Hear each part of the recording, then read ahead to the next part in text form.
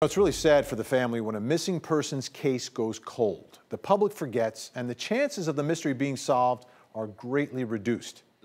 Tara Grinstead from Osceola, Georgia, went missing back in 2005. That case went cold, but was not forgotten because of the investment of the local community and the media in continuing to remind the public.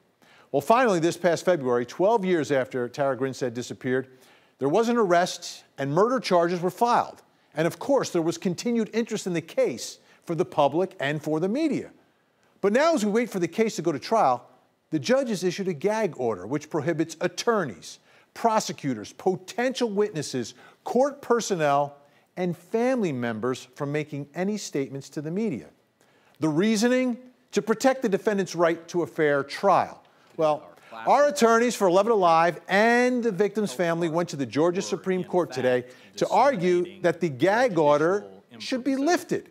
Now, the arguments here are obvious. People have a constitutional right to freely speak and make comments, a right which should not be superseded by some presumption that a defendant can't get a fair trial when people talk about the case, because that presumption is utterly false, and I can prove it with 5 words. Are you ready? Here are the 5 words. O.J. Simpson and Casey Anthony. Boom. 2 cases with no gag orders, 100 times more media than the Grinstead case. And as I recall, I think they got a fair trial, didn't they? Both were found not guilty by the jury. Now, in the case of Tara Grinstead, the Georgia Supreme Court is expected to rule whether to keep the gag order within the next 6 months. In the meantime, we can't even find out when the trial is supposed to start.